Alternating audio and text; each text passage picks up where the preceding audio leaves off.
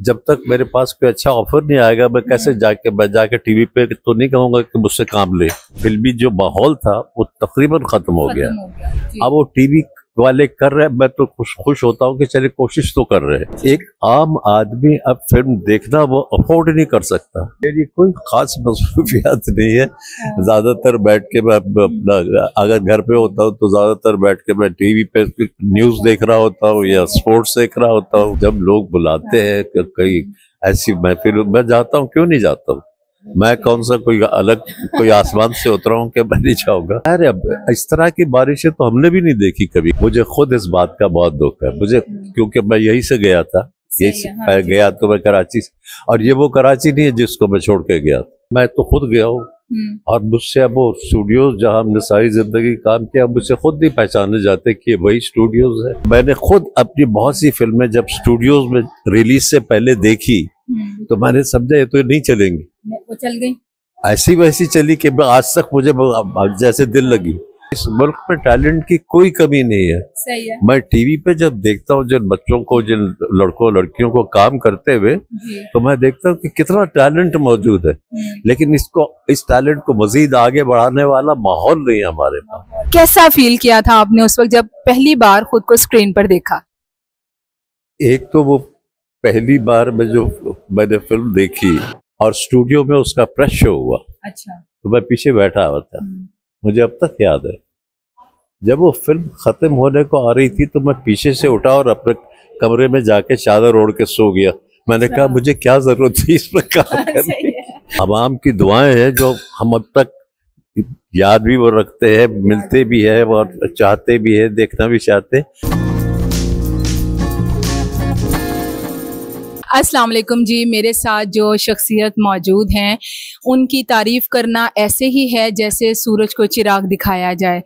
तो मेरे साथ मौजूद हैं नदीम साहब और मेरे लिए ये बहुत एजाज़ की बात है।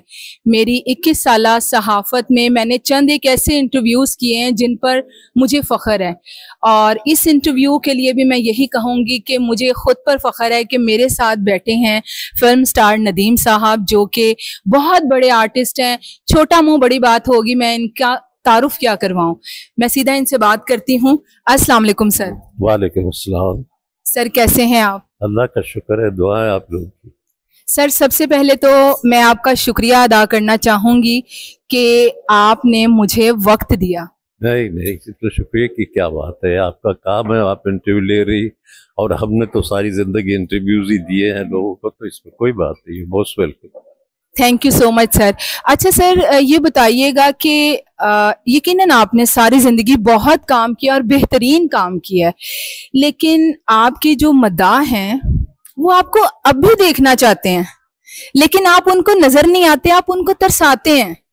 नहीं, दरअसल ये तो इन्हीं लोगों की दुआएं हैं और वो लोगों का कमाल है जिनके साथ हमने काम किया। जिस तरह के directors, writers, producers, music directors, आवाज़ें हमारे पीछे, ये सारी चीज़ें हमारे पीछे नहीं होती तो हम आज यहाँ बैठे भी ना होते।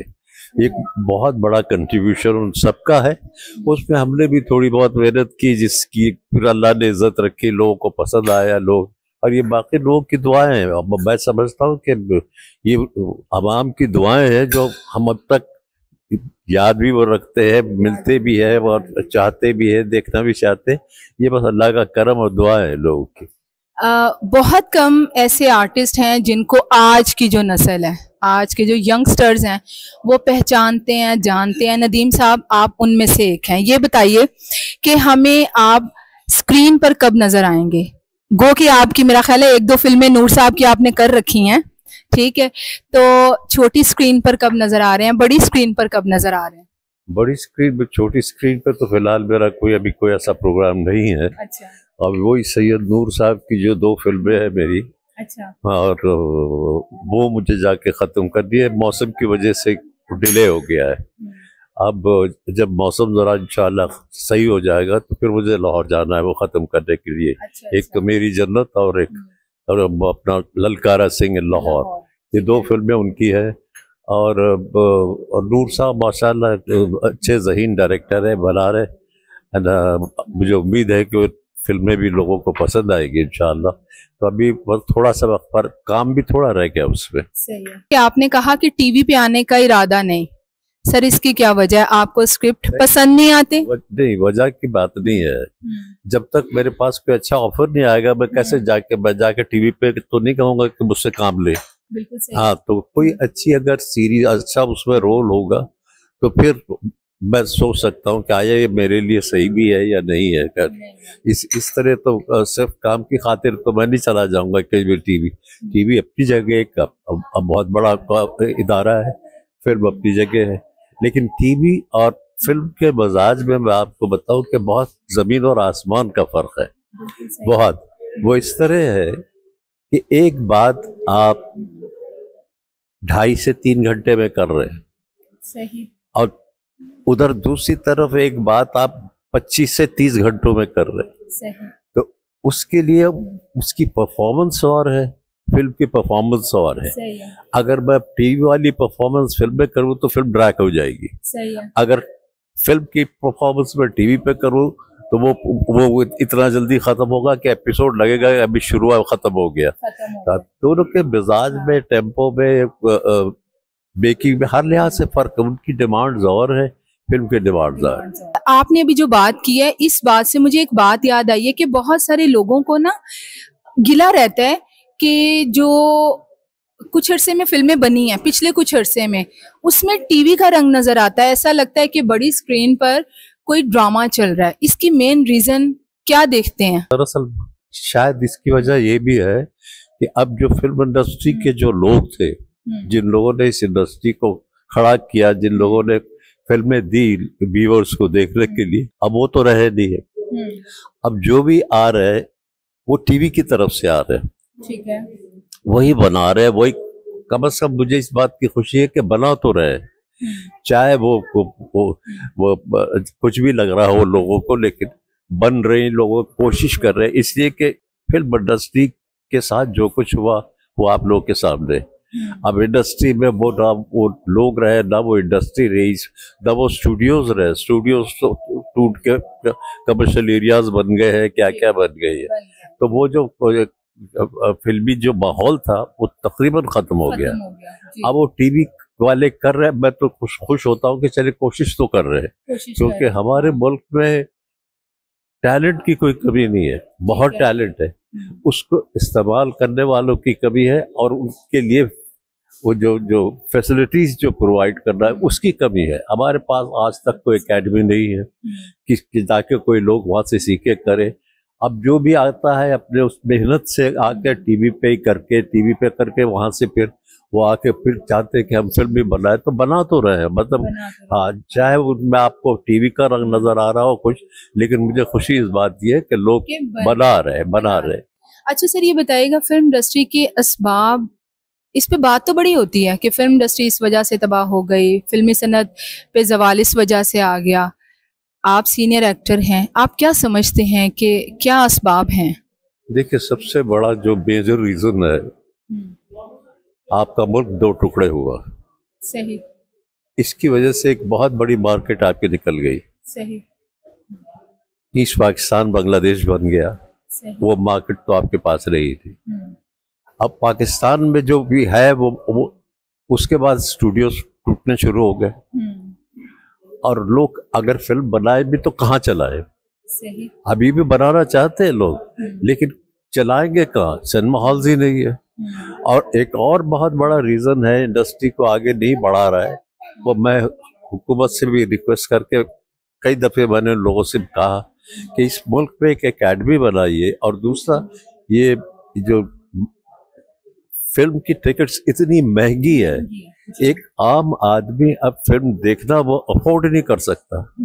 और आपको पता होना चाहिए कि जो सामने वाले जो है, जो आके असल फिल्मों को चलाने वाले वही थे। सही। वो जो ठेला लगाते थे, दुकानों से आते थे, काम करके आते थे, आके बैठ के वो फिल्म देख लेते, अपने बीवी बच्चों के साथ भी आते थे, और फिर अपना तफरी ली और चले गए। अब कहाँ से हजारों में टिकट कर दिए आप लोगों ने, तो उसको आने वाला अगर चाहे भी तो आ नहीं सकता है। बिल्कुल सही है। और इतनी महंगी हो गई टिकट। इन्हें चाहिए, मेरी रिक्वेस्ट यही है कि शुरू की 10-12 लाइन जो है लेन सीटों की वो सस्ती रखे, वो वही रखे। अब पीछे से ले जिससे जितना आप लेना चाहते हैं ले, जो अफोर्ड करते वो ले लेंगे, लेकिन सामने वालों को जो आपने जो बिल्कुल ही बंद कर दिया दरवाजे उनके लिए, वो कहाँ से अफोर्ड करेंगे, कैसे देखेंगे? और असल फिल्मों को चलाने और खड़ा करने वाले वो ही हैं, और उन्हीं को हमने बाहर बिठा दिया, जिनकी पहुंच से बाहर हो गई टिकट। बिल्कुल ठीक है सर। पिछले कुछ अरसे में, पिछले कुछ वर्षों में जो फिल्में बनी हैं, आपको देखने का इत्तेफाक हुआ? एक आध कोई देखी होगी, पर ज्यादा, क्योंकि अभी तक तो मैं वो अल्लाह के फजल से काम खुद ही कर रहा हूँ, तो फिल्मों की शूटिंग्स भी इधर से भाग उधर, उधर से भाग इधर।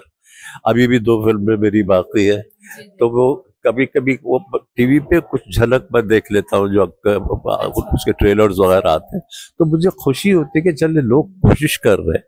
और मैंने कहा ना, इस मुल्क में टैलेंट बहुत है, लेकिन उनके लिए फैसिलिटीज कोई नहीं है, उनके लिए एनकरेजमेंट की कोई फील्ड नहीं है, ताकि उनको आगे और बढ़ाने के लिए कोई अच्छा माहौल क्रिएट करे उनके लिए। तो हमारे मुल्क की मिट्टी बहुत सरखेज है, बहुत टैलेंट मौजूद है हमारे मुल्क में, नहीं है तो उसके सही इस्तेमाल करने वालों की कमी है, वो उसकी जरूरत है। सर ये बताइएगा, आपने चूंकि ड्रामों में भी काम किया है, हमारा आज का जो ड्रामा बन रहा है या पिछले कुछ दिहाइयों से ड्रामा बन रहा है, उसके बारे में आप क्या कहेंगे? कैसा ड्रामा बन रहा है? नहीं, ड्रामे का मेयार तो अभी भी अच्छा है। अच्छा, बिल्कुल अच्छा है, जैसे पहले भी अच्छे बने थे, अभी भी। आप जाहिर है अगर 10 ड्रामे बने तो 10 के 10 तो नहीं अच्छे होंगे, अगर 10 फिल्में बन रही है तो 10 की 10 तो नहीं अच्छी होती, उसमें फेलियर्स भी है, उसमें सक्सेस भी है वहां पे। इसी तरह ड्रामों का भी हाल है, लेकिन अभी अच्छे भी बन रहे और कुछ थोड़ा वो मेयार नहीं है जैसा होना चाहिए, तो यही वजह है, अदरवाइज तो बहुत टैलेंट है, बहुत कुछ है।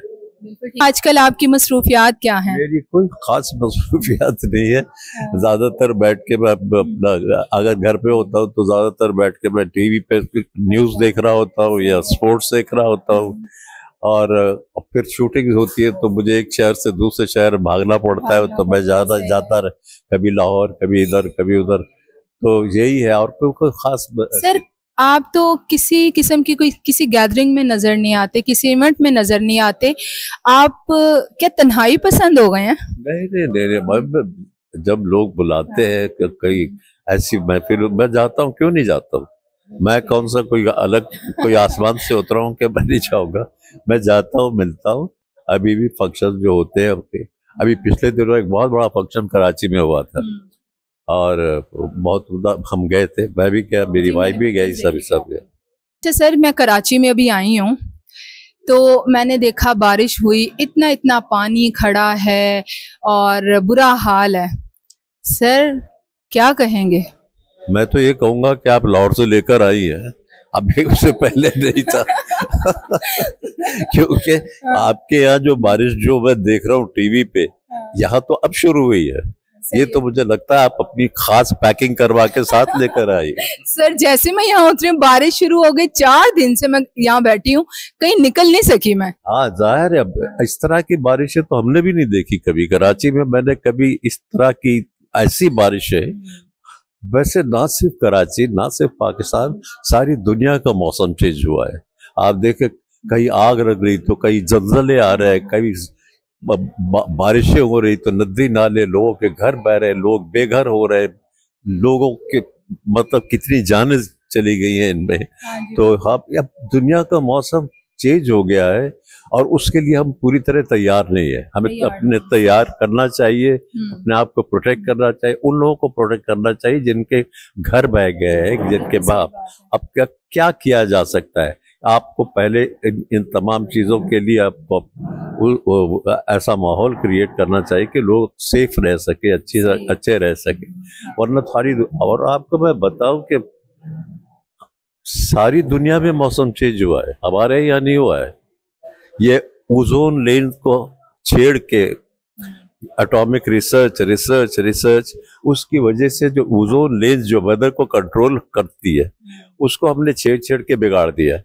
लेकिन सर मेरा सवाल कुछ और था। क्या था? सर कराची का इतना बुरा हाल है, जा बजा गंदगी के ढेर हैं सर, और बुरी हालत, ऐसा लगता है कि हुक्मरानों की तरजीह में ये खूबसूरत बड़ा शहर है ही नहीं।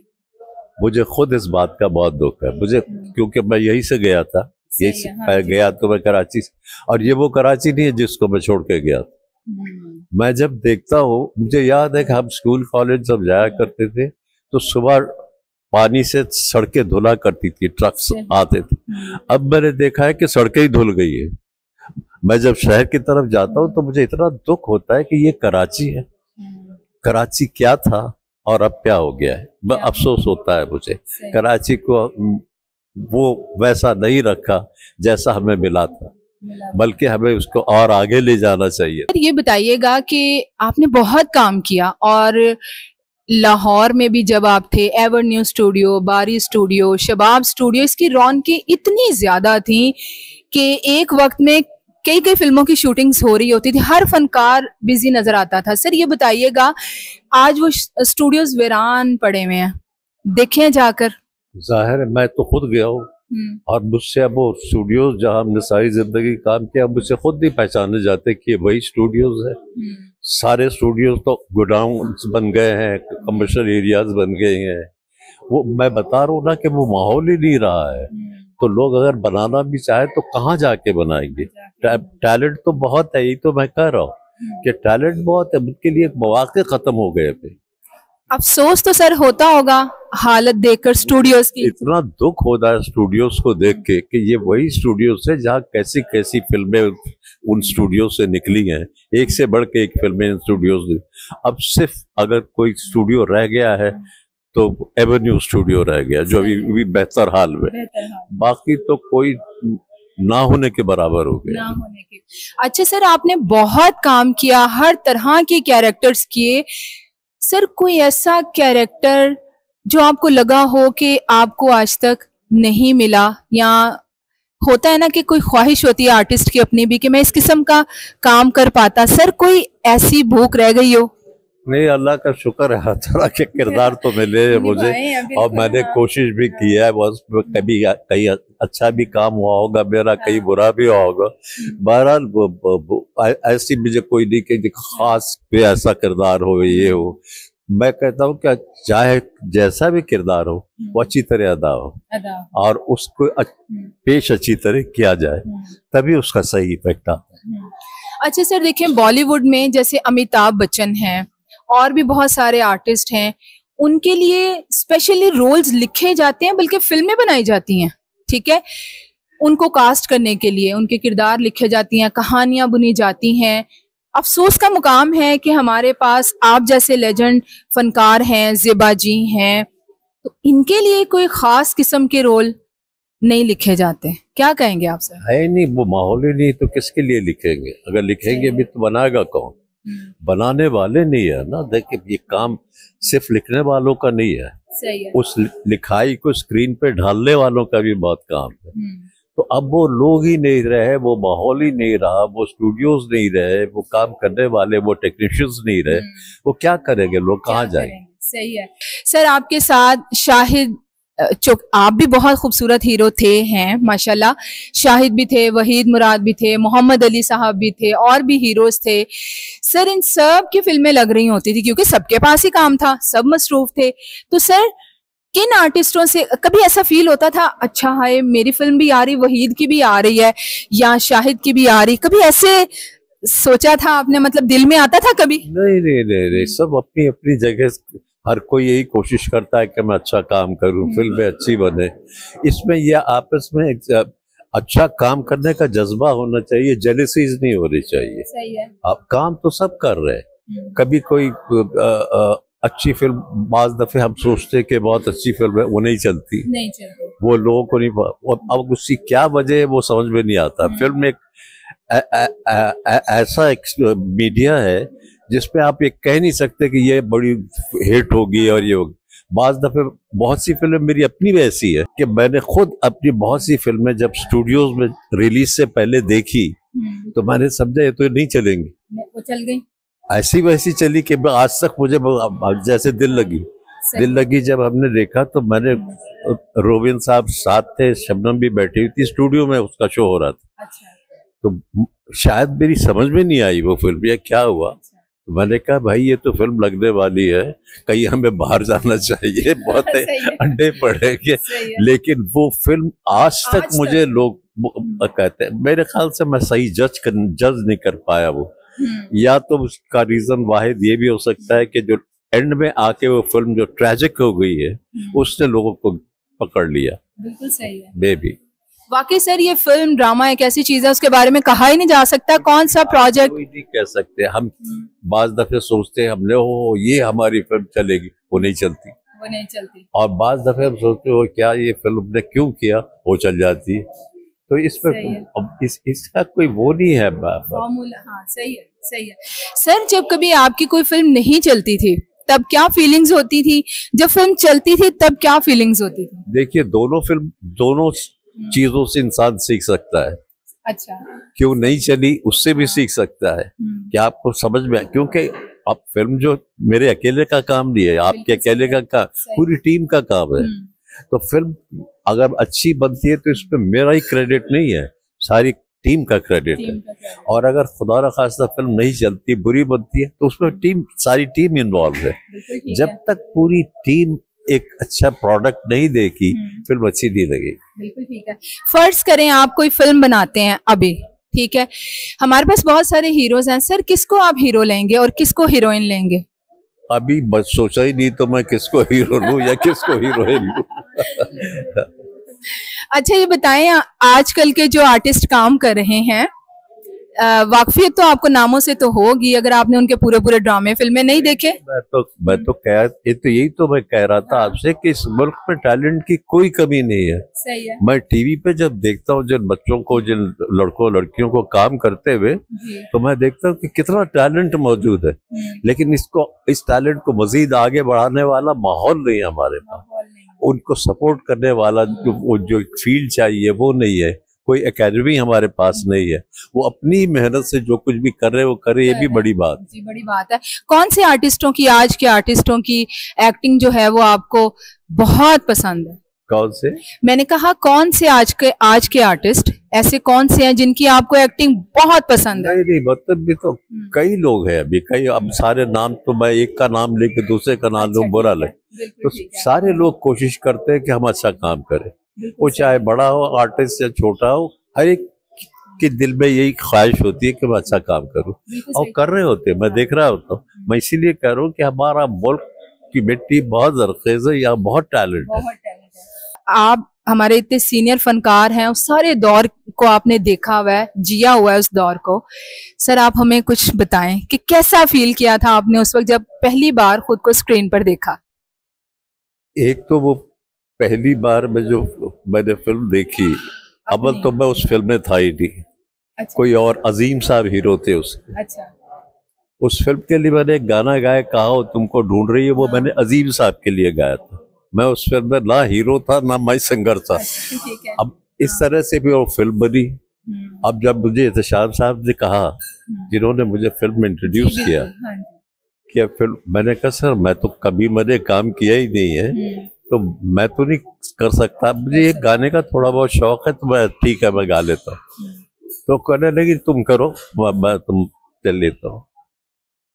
फिर मैंने सोचा अच्छा करके देखते हैं, पता नहीं क्या, मुझे बहुत समझ में नहीं आ रहा था, मैंने कभी किया ही नहीं, ना मैं कभी स्टेज पे आया, ना टीवी पे आया, ना कहीं आया, एज एन एक्टर मैं नहीं आया कहीं। अब जब वो फिल्म बनी और स्टूडियो में उसका प्रेस शो हुआ, अच्छा, तो मैं पीछे बैठा हुआ था। मुझे अब तक याद है, जब वो फिल्म खत्म होने को आ रही थी तो मैं पीछे से उठा और अपने कमरे में जाके चादर ओढ़ के सो गया। मैंने कहा मुझे क्या जरूरत थी इस पर काम करने की। मेरे दोस्त, मेरे क्लास फेलो सारे देखेंगे, यहाँ बेस्ट पाकिस्तान में भी आएगी, तो मुझे क्या जरूरत थी इस फिल्म में। अच्छा। उसके बाद फिर जो लोगों ने कहा भाई मुबारक हो, हिट हो गई, मैं समझा मेरा दिल रखने के लिए कह रहे, कहा कि हिट होनी है, ये कौन नदीम, ये कौन से। तो वो उसकी भी, शबाना की भी पहली फिल्म थी, मेरी भी पहली फिल्म थी। तो जब मैं कराची आया एहतशाम साहब के साथ, और जब मैंने यहाँ बाकी सिनेमा हॉल्स में देखा कि हाँ बाकी यहाँ रश हो रहा है, लोग पसंद, स्टार बन गया हूं मैं। तब मुझे लगा कि भाई हाँ वाकई ये तो फिल्म हिट हो गई है। हिट हो गई। हाँ। यानी पहले आपको यकीन नहीं आया? ये पहले यकीन, मैं तो सो गया था जाके चादर ओढ़ के। सही है, बिल्कुल सही है। सर आपकी अपनी फिल्मों की बात कर रही हूँ, कौन सी ऐसी फिल्में जो आपके दिल के बहुत करीब है? नहीं वो देखिए, मैं एक फिल्म का नाम नहीं लेता, हर फिल्म मुझे अजीज होती है। अब उसमें कभी लोगों को कोई फिल्म ज्यादा पसंद आती है, कोई कम पसंद आती है, लेकिन हमारा काम तो यही है कि हम हर फिल्म को अब जहां तक हम अच्छा कर सकते हैं उसमें काम करें, तो वही किया है। अब चलना नहीं चलना तो ना मैं कभी प्रेडिक्ट कर सकता हूँ, ना मैं बता सकता हूँ कौन सी चलेगी नहीं चलेगी। सर नए आने वालों के लिए क्या पैगाम देंगे आप जो शोबिज में आना चाहते हैं? शोबिज में वही तो मैं कह रहा हूँ, शोबिज में आने के लिए उनको शोबिज का कोई माहौल तो दे, उसको वो तो फील तो दे, वो जगह दे आके, ताकि वो अपना टैलेंट, मैं बार बार कह रहा हूँ कि इस मुल्क में बेपनाह टैलेंट है। सही है। बहुत टैलेंट मौजूद है, नहीं है तो उनके लिए मौके बहुत कम है, उनसे काम लेने वालों की कमी है। वो ये जब तक नहीं सही होगा, वरना मुल्क में टैलेंट बहुत है। बहुत शुक्रिया नदीम साहब। अगेन मैं एक बार फिर कहूँगी, ये इंटरव्यू मेरे लिए किसी एजाज से कम नहीं है। आपका बहुत शुक्रिया कि आपने मुझे टाइम दिया सर। नहीं नहीं नहीं, आप ये मोस्ट वेलकम। हमारा काम आपने अभी सारी जिंदगी ये काम करते हैं, इंटरव्यूज ही देते रहे तो ये आपकी अपनी बड़ाई है, आपकी मोहब्बत है, लेकिन बहुत बहुत शुक्रिया। बहुत शुक्रिया सर, बहुत शुक्रिया।